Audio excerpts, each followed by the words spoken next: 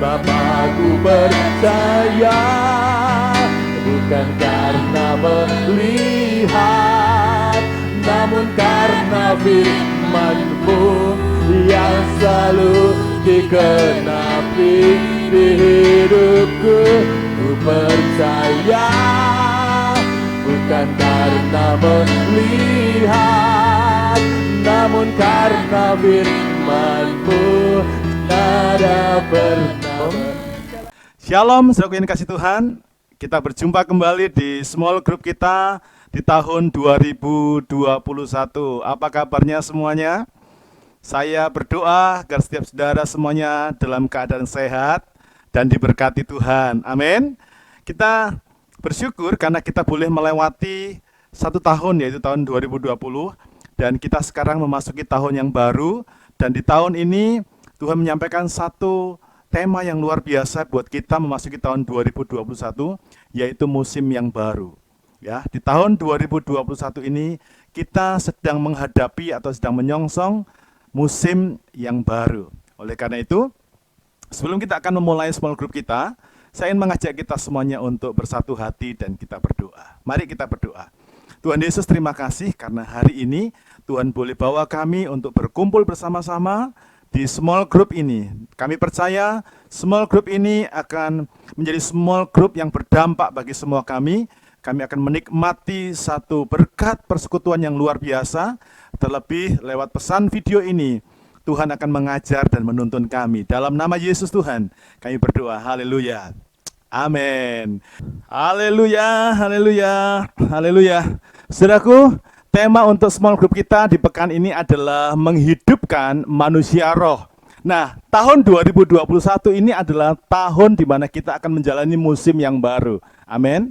Percayalah bahwa di tahun ini, saudara dan saya akan melihat dan mengalami hal-hal yang baru, hal-hal yang berbeda dari waktu-waktu sebelumnya atau di tahun yang lalu. Dan saya meyakini bahwa tahun ini akan menjadi tahun yang lebih baik daripada tahun yang lalu. Amin. Mengapa demikian? Karena begini saudaraku, karena tahun 2021 adalah musim yang baru bagi kita. Amin. Nah, pertanyaannya adalah bagaimana caranya kita bisa hidup dan menikmati berkat Tuhan yang lebih baik di musim yang baru ini. Loh, kenapa mesti berkat yang lebih baik? Karena saya yakin setiap saudara pasti kepingin berkat yang baik, amin. Enggak ada orang yang pengen berkat yang buruk, maunya kita yang baik. Dan Tuhan menghendaki setiap kita juga mengalami berkat yang baik. Nah, apa yang harus kita lakukan di musim yang baru ini supaya kita bisa mendapatkan hasil yang terbaik yang daripada Tuhan? Mari kita akan membuka super ayat small group kita yang terambil dari 1 Korintus pasal yang kedua ayat yang keempat. Berkata demikian, tetapi manusia duniawi tidak menerima apa yang berasal dari Roh Allah, karena hal itu baginya adalah suatu kebodohan, dan ia tidak dapat memahaminya, sebab hal itu hanya dapat dinilai secara rohani. Mari kita ulangi dengan perlahan-lahan supaya kita bisa memahami kembali. 2, 3. Tetapi manusia duniawi tidak menerima apa yang berasal dari Roh Allah, karena hal itu baginya adalah suatu kebodohan, dan ia tidak dapat memahaminya, sebab hal itu hanya dapat dinilai secara rohani. Saudaraku, super ayat yang baru saja kita baca ini memberitahu kepada kita bahwa manusia duniawi atau manusia jasmani, kita yang kelihatan ini, tubuh kita ini, tidak bisa memahami apa yang berasal dari Tuhan. Coba renungkan baik-baik. Manusia jasmani kita ini nggak bisa memahami apa yang berasal dari Tuhan. Mengapa? Karena apa yang berasal daripada Tuhan itu hanya bisa dipahami oleh atau dengan manusia rohani, yaitu yang ada di dalam kita. Ya. Tapi yang menjadi masalah atau persoalan adalah dosa. Ya. Dosa itu telah membuat manusia itu mengalami kematian akan manusia rohnya. Roh kita itu menjadi mati. Roh kita itu tidak berfungsi. Roh kita itu tidak menjadi aktif, tidak peka lagi. Sehingga akhirnya roh kita tidak bisa memahami apa yang berasal daripada Tuhan. Nah, kalau kita nggak bisa memahami, kalau roh kita mati, maka kita akan hidup oleh apa yang diketahui oleh manusia jasmani saja. Contohnya misalnya begini, ini contoh kalau kita ingin tahu orang ini manusia rohnya hidup apa tidak. Mari kita lihat ya. Firman Tuhan berkata demikian dalam Matius pasal 5 ayat yang ke-44. Tetapi aku berkata kepadamu, kasihilah musuhmu dan berdoalah bagi mereka yang menganiaya kamu. Nah, waktu kita mendengar firman Tuhan ini, kasihilah musuhmu, berdoalah bagi mereka yang menganiaya kamu. Wow, kalau saudara dapat firman Tuhan ini apa? Ini biasanya ya. Respon kita pasti akan berkata, enak aja, dia sudah berbuat jahat, masa kita mesti balas mendoakan dia supaya dia dapat yang baik? Kita berkata, yang jahat ya harus dibalas dengan jahat. Ya, orang jahat itu tidak layak ya untuk dapat yang baik. Dia layak menerima balasan yang setimpal. Demikian kan seringkali terjadi. Nah, orang yang demikian membalas jahat dengan jahat, itu artinya manusia rohnya mati. Yang kedua, mungkin ada orang yang merendahkan kita, ada orang yang menghina kita. Wah, kita dijelek-jelekkan, kita difitnah di mana-mana, kita nggak tahu ABC dan lain sebagainya. Nah, pertanyaannya, ketika kita menghadapi situasi seperti itu, apa yang kita biasa lakukan? Nah, biasanya kita menjadi marah, kita naik pitam, ya, apalagi orang itu dengan sengaja.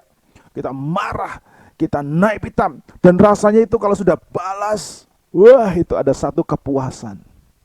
Nah, orang yang demikian itu manusia rohnya mati. Yang hidup manusia jasmani atau manusia tubuh ini, daging ini. Atau mungkin sudah tiba-tiba diperlakukan yang tidak sewenang-wenang oleh pasanganmu, oleh keluargamu, oleh anakmu, atau oleh siapa, dan engkau menjadi marah. Engkau nurut marah, engkau bisa, wah, keluar kamu dari rumah ini. Kita marah begitu kuat. Itu artinya manusia roh kita mati. Ya. Mengapa demikian, saudaraku? Ya. Kita bisa menjadi marah itu karena roh kita itu mati, saudaraku ya. Sehingga manusia jasmani kita lah yang berfungsi dan yang menuntun kita berjalan dari satu kehendak tubuh jasmani kepada kehendaknya yang lain. Nah, sekarang pertanyaannya adalah bagaimana cara kita menghidupkan manusia roh. Mari kita akan membuka sama-sama Kisah Rasul pasal 1 ayat yang ke-8. Firman Tuhan berkata demikian, tetapi kamu akan menerima kuasa kalau Roh Kudus turun ke atas kamu, dan kamu akan menjadi saksiku di Yerusalem, di seluruh Yudea dan Samaria, dan sampai ke ujung bumi. Yang pertama, bagaimana caranya supaya roh kita hidup? Yang pertama adalah kita harus mengundang Roh Kudus untuk masuk dalam hati kita. Roh Kudus itu adalah pribadi ketiga dari Allah Tritunggal. Rohnya Tuhan itu namanya Roh Kudus. Nah, firman Tuhan berkata kalau Roh Kudus itu turun ke atas kamu, tinggal dalam hidupmu, maka Roh Kudus itu akan membuat, ya, perhatikan, hidupmu itu akan penuh dengan kuasa. Ketika Roh Kudus itu turun ke atas kamu, maka firman Tuhan berkata, kamu akan menerima kuasa.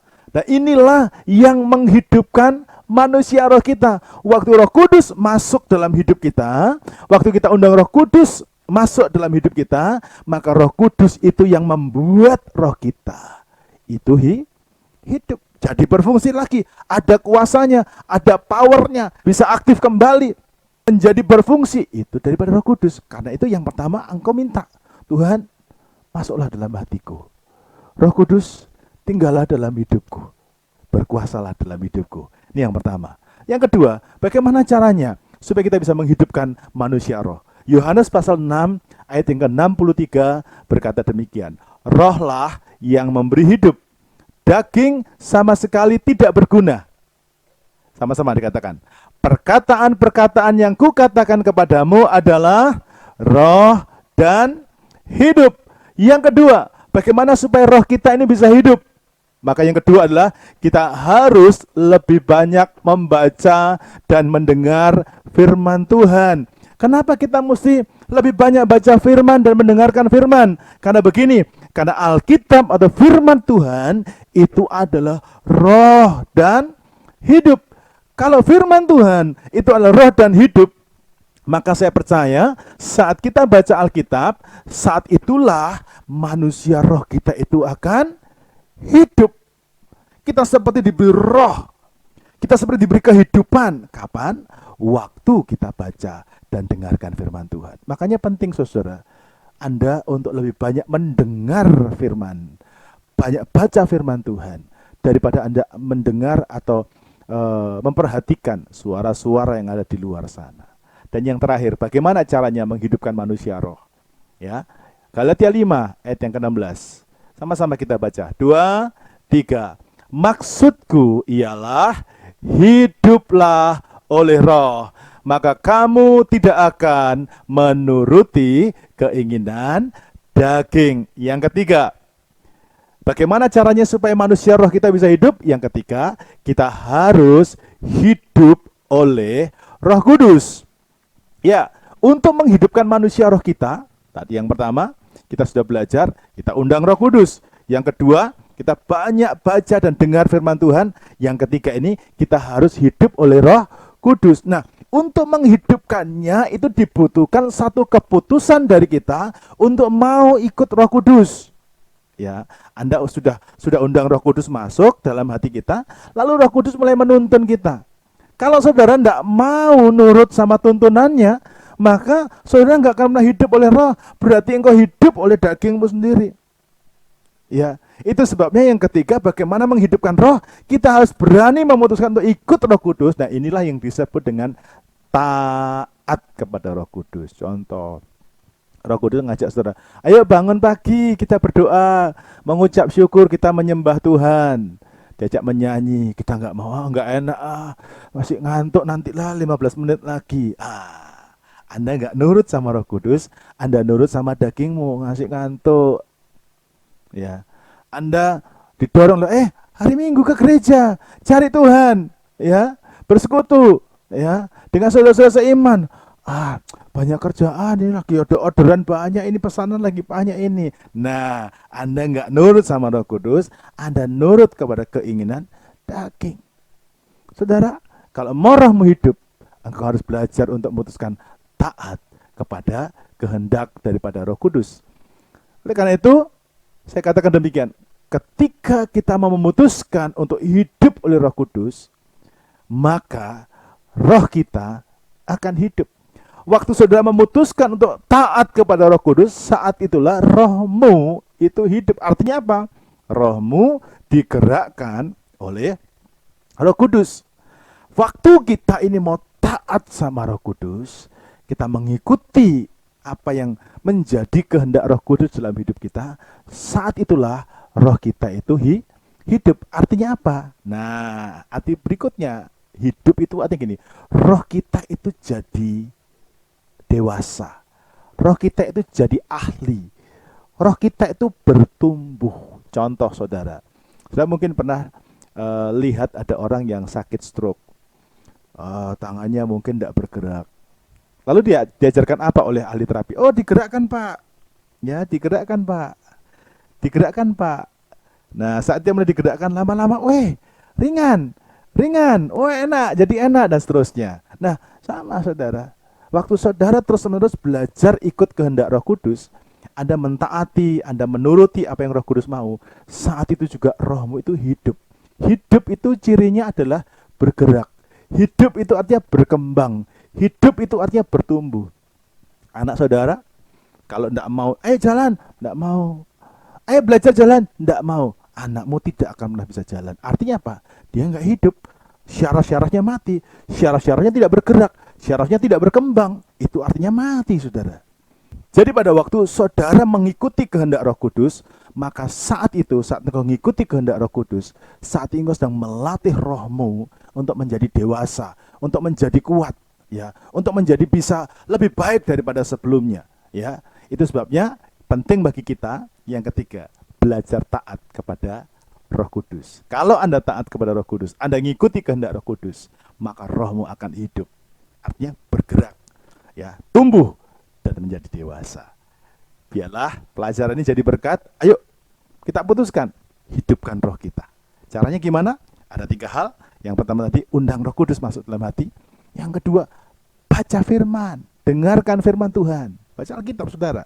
Dan yang ketiga, ikuti kehendak Roh Kudus. Amin. Mari kita berdoa. Makasih Tuhan untuk pelajaran hari ini. Biar semua kami diberkati lewat pelajaran ini.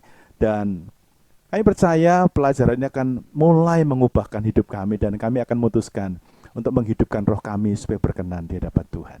Makasih Tuhan. Berkati untuk sharing sebentar supaya sharing ini jadi berkat. Dalam nama Tuhan Yesus Kristus. Haleluya.